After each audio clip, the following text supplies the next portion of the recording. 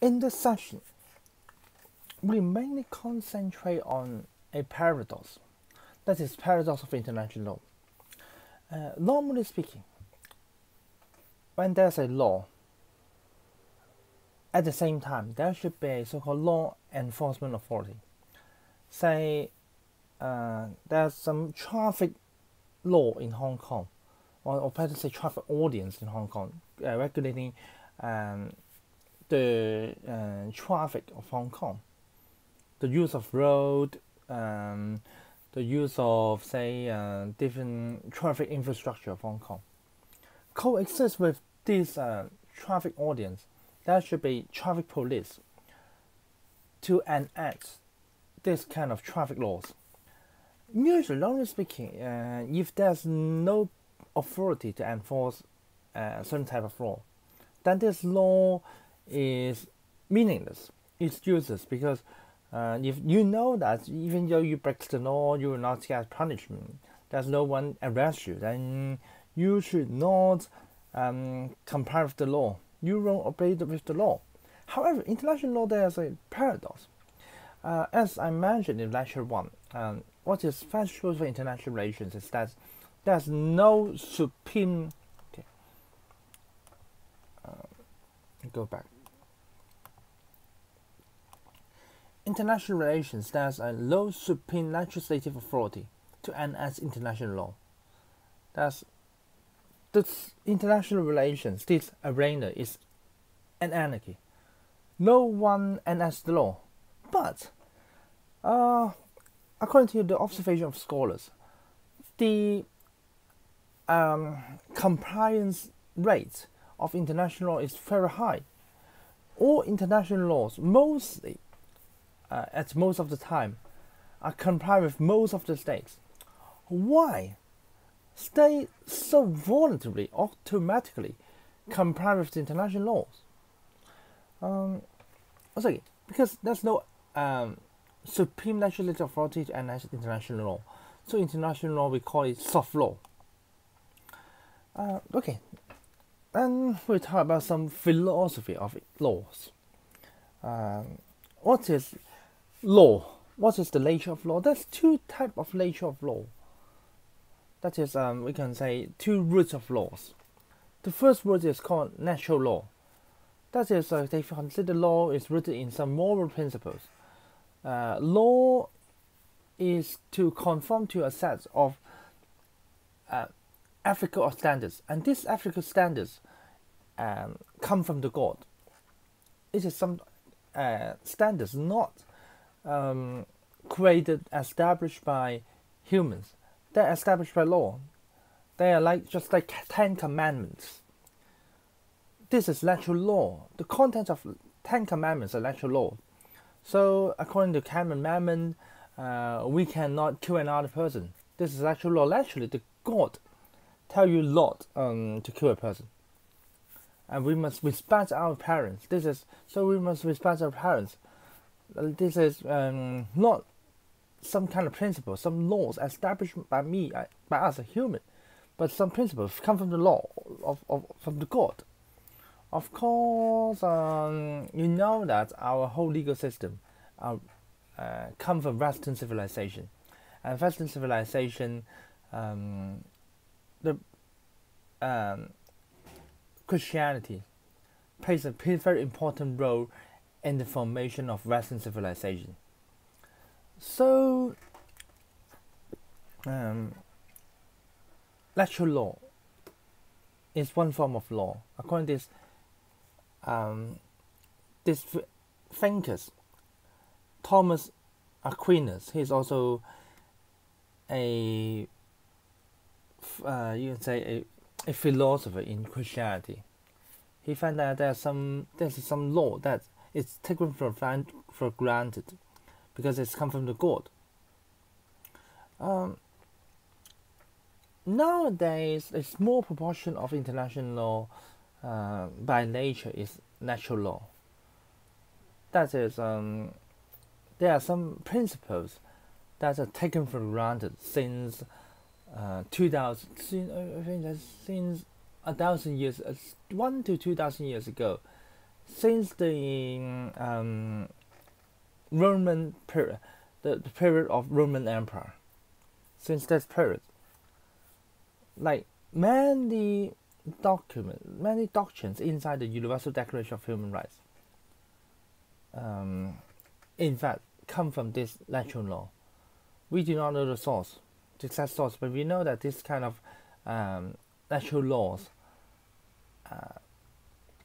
have been enacted since the Roman Empire, and usually people in ancient times consider that those principles are given by God, and God sent principles. Then another is called positive law. Positive law is the word of him that by right have command over others. This is a philosopher, Thomas Hobbes. He defined positive law. He defined positive law is the word of him that by right have command over others. What does this mean? This is that a group of people consider something should be legal, something should be illegal. So representative of those people, that is government, writes down some legal principles to restrict some illegal behaviors. So law, this is positive law. Positive law is that this is there are some behavior. Law is not something come from the God. There's no natural law. Law is not some God-sent principles, but there's the regulation of some human activities according to the will of human, the will of the majority of the society. If say the majority of society consider that homosexuality is illegal, then at that period of time, the representative people will regulate homosexuality, and so that homosexuality was illegal at that time. But of course, nowadays, due to the transformation of our moral values, so a lot of people consider that the majority of people consider that homosexuality is not illegal. So we change the law. We abandon not our representatives of the majority of people, that is, the politicians, members of parliament, or presidents of different governments of the world. They amend the law and then make it legal. Make homosexuality legal. That is positive law. Okay, then these are two basic principles of what is law, the legal principles. Like the best example is Treaty of Nuclear Non-Proliferation. Initially, before the signing of this Treaty of Nuclear Non-Proliferation, states in different parts of the world consider that it is acceptable for a state to develop its own nuclear weapons.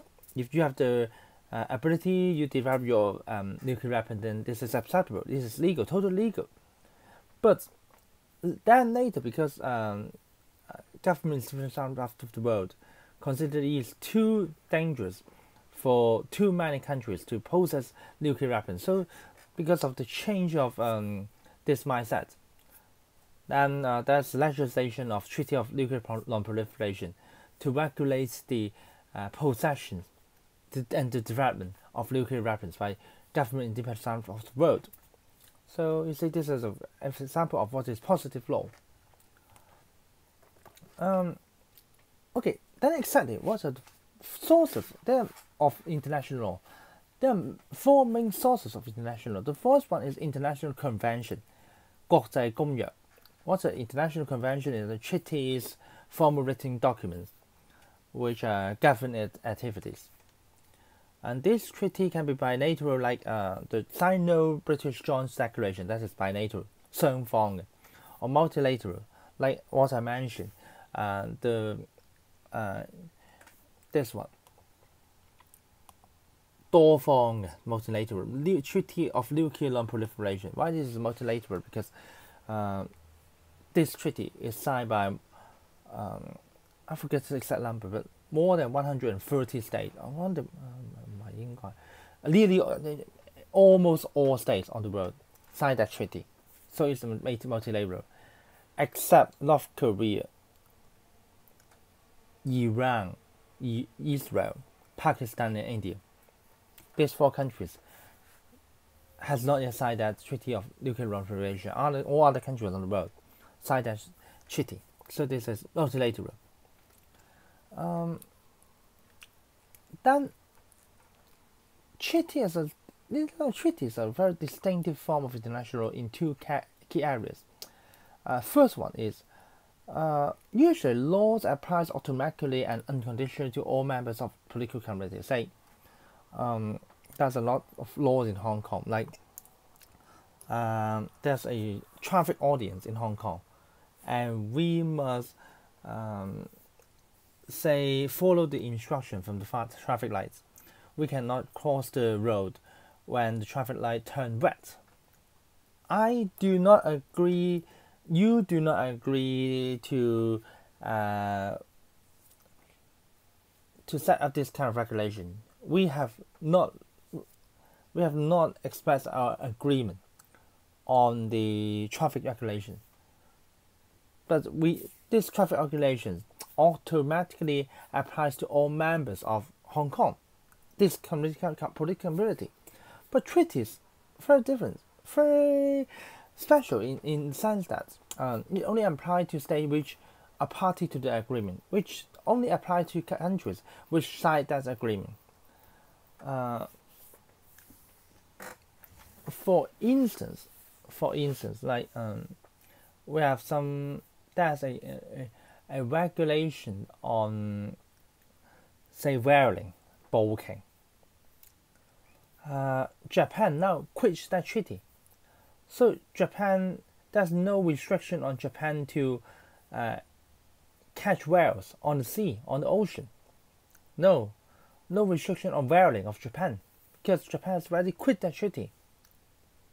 So it's very special in the sense that the international is very special in the sense that it does not automatically apply to all members of the community. Members formally express their agreement to sign the treaty, and then they formally agree to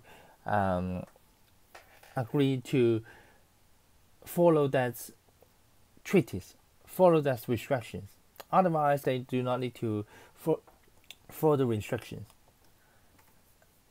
So this is another aspect of what I mentioned, is legal obligation rooted in consent. To say a state, why a state is restricted by an international convention, because they agree,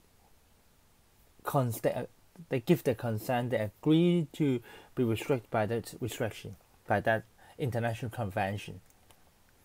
Okay, another is international customs. That is some actual practice, and this practice has been practiced for a very long period of time, and then usually all members of the international society consider those practices proper, and even it has a status of legal binding. It is legally to do something and legally not to do something, even there's no formal written documents to regulate the activities. So this is international customs. The best example is diplomatic immunity. There's no treaty on the world to mention that a state cannot prosecute a diplomat from other states.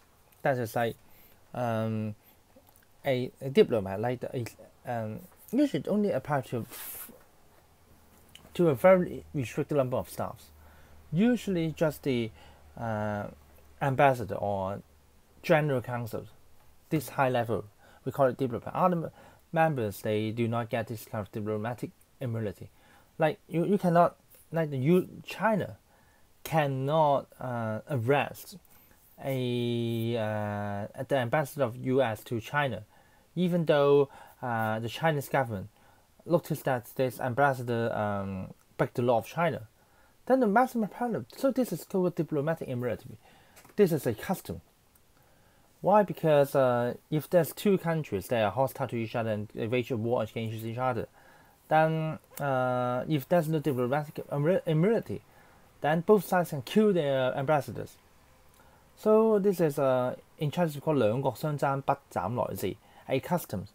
Even though these two countries are very hostile to each other, they should maintain a minimal level of contact in order to ensure that they have a minimal level of contact. Then both sides, all members of the international agree that we should give the most senior diplomats to another country a right of immunity. You cannot prosecute him for any crime. The maximum penalty is to expel him from your own state, and then expel him, and then ask his homeland government to arrest him and then prosecute him, legally handle him. But there's a growing tendency to translate customs into treaties and conventions. Why? Because these customs are not written in documents, in legal documents, and then there's a lot of disputes on whether this custom should be enacted. So so there's a tendency to translate customs into treaties and conventions nowadays. The third one is the general principles of law recognized by civilian nations, another source of customs. But this custom has a higher status because these are universally applicable. All civilized government must observe it. For instance, the invasion of another country's territory is a breach of international law. The fourth one is judicial decision and teaching of most highly qualified legal scholars of various nations. That is, like in our common law system, we have so-called precedents online, and this is a precedence of international law. Who make this kind of judgment so that this judgment can be precedence is some very well established internationally accept arbitration organization or even court. For instance, like the International Court of Justice. The best example is here. An international maritime tribunals in 2016 make a judgment.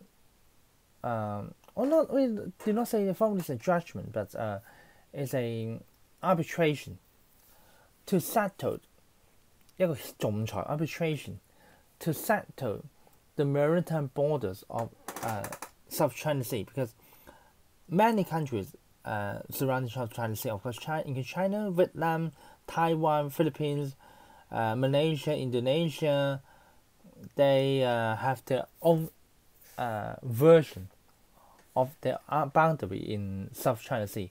So, and this boundaries, in fact, collapse. This boundary, in fact, a lot of share. There's this boundary. This boundary have a lot of conflicts in the these boundaries. So that's this arbitration. After this arbitration, then okay, it's settled. This. In fact, China initially considered that nearly the whole South China Sea is part of its own boundary. Then the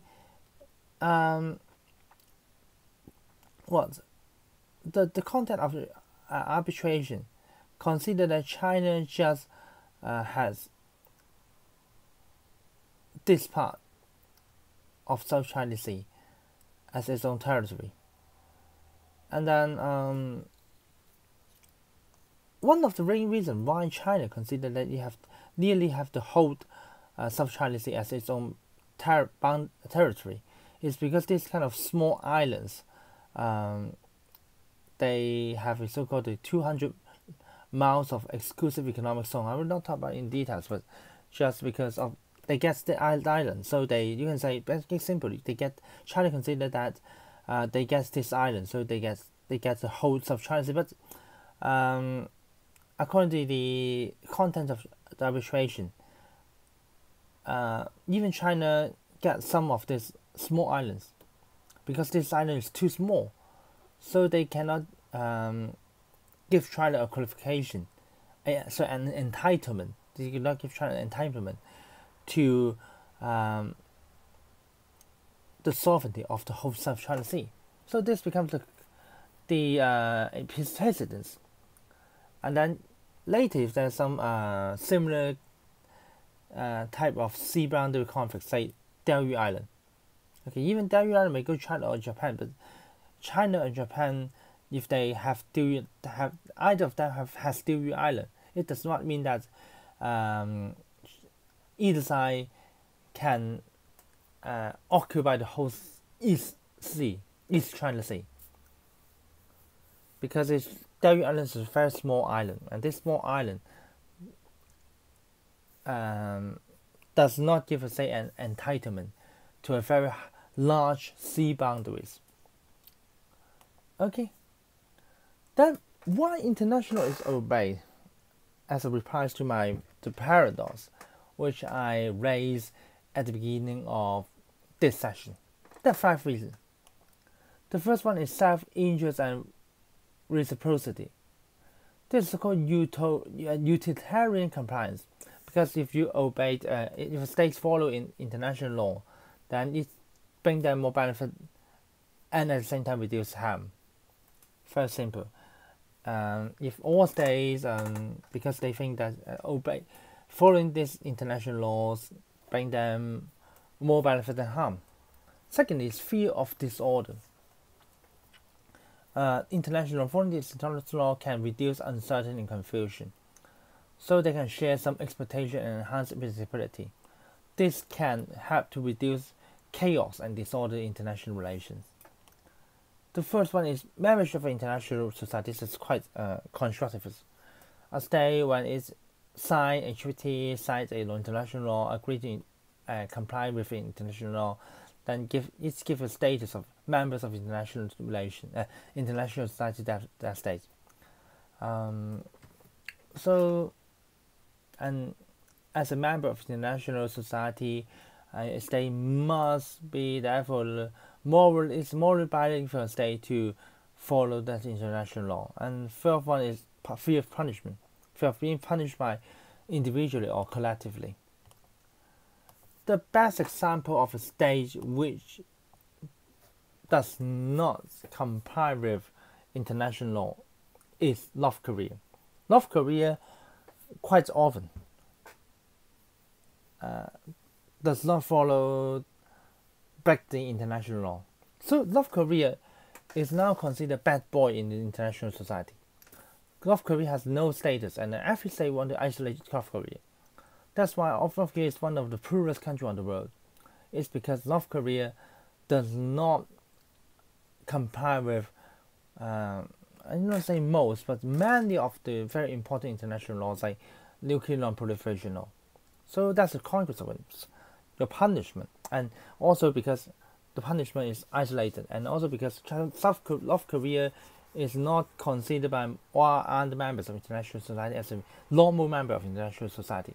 So North Korea now is no other state want to have a very frequent trade with North Korea and want to invest in North Korea, because this country is abnormal. So North Korea lack of trade, lack of investment. That's why North Korea lack of financial investment. They do not have money, and then that's why North Korea is now one of the first country on the world. Okay, see you in the next video clip.